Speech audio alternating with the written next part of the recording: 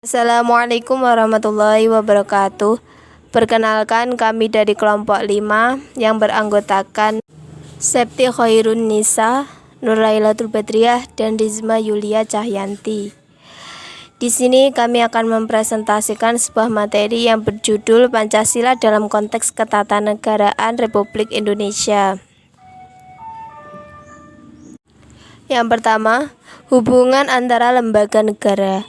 Negara Indonesia adalah negara hukum, artinya bahwa negara yang menempatkan hukum sebagai dasar kekuasaan negara dan penyelenggaraan kekuasaan tersebut dalam segala bentuknya dilakukan di bawah kekuasaan hukum.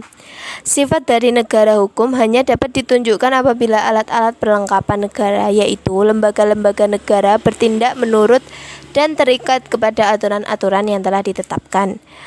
Lembaga tinggi negara yang dimaksud adalah lembaga tinggi negara yang nama, fungsi, dan kewenangannya dibentuk berdasarkan konstitusi atau Undang-Undang Dasar Negara Republik Indonesia tahun 1945. Sehubungan dengan dasar pembentukan lembaga tinggi negara adalah Undang-Undang Dasar Negara Republik Indonesia tahun 1945 dan telah mengalami amandemen 4 kali. Maka struktur dan hubungan mereka dalam menjalankan tugas pemerintahan dari sebelum dan sesudah amandemen tentunya juga mengalami perubahan. Namun, perubahan itu justru tampak dalam struktur lembaga negaranya. Sebelum amandemen, struktur lembaga negara terdiri dari MPR sebagai lembaga tertinggi, Presiden, DPR, DPA, BPK, dan MA. Namun, setelah dilakukan amandemen, lembaga negara berkembang yaitu menjadi MPR, DPR, DPD, Presiden, MA, MK, dan BPK. Perbedaannya ada di poin penghapusan istilah lembaga tertinggi sebagai semua menjadi lembaga tinggi negara. Baiklah, materi selanjutnya akan dilanjutkan oleh rekan saya. HAM menurut Undang-Undang Dasar tahun 1945. Menurut Undang-Undang Nomor 39 Pasal 1 Angka 1T tahun 1999, HAM adalah seperangkat hak melekat pada hakikat dan keberadaan manusia sebagai makhluk Tuhan yang Maha Kuasa dan merupakan anugerahnya yang wajib dihormati, dijunjung tinggi dan dilindungi oleh negara, hukum pemerintah dan setiap orang demi kehormatan serta perlindungan harkat dan martabat.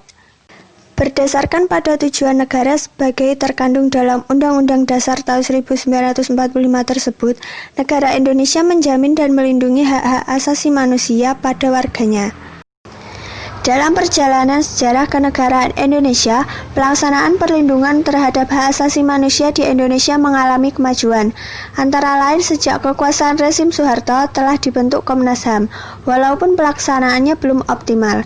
Dalam proses reformasi, terutama akan perlindungan hak asasi manusia semakin kuat bahkan merupakan tema sentral. Oleh karena itu, jaminan hak asasi manusia sebagaimana terkandung dalam Undang-Undang Dasar tahun 1945 menjadi semakin efektif terutama dengan diwujudkannya Undang-Undang Republik Indonesia Nomor 39 tahun 1999 tentang hak asasi manusia. Materi yang ketiga yaitu hubungan antara pembukaan dengan batang tubuh UUD 1945. Pokok-pokok pikiran pembukaan UUD 1945 merupakan suasana kebatinan UUD negara Indonesia serta mewujudkan cita yang menguasai hukum dasar negara, baik yang tertulis maupun tidak tertulis. Dan pokok-pokok pikiran tersebut dijelmakan dalam pasal UUD 1945. Dengan demikian, jelaslah bahwa pembukaan UUD 1945 mempunyai fungsi atau hubungan langsung dengan batang tubuh UUD 1945. Karena pembukaan UUD 1945 mengandung pokok-pokok pikiran yang dijabarkan lebih lanjut dalam pasal-pasal di batang tubuh UUD 1945 tersebut.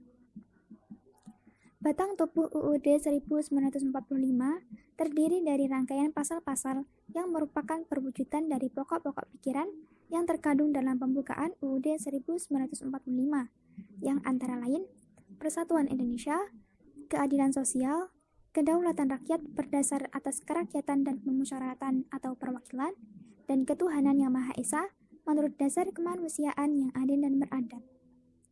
Cukup sekian presentasi dari kelompok 5. Apabila ada salah, kami mohon maaf. Terima kasih. Wassalamualaikum warahmatullahi wabarakatuh.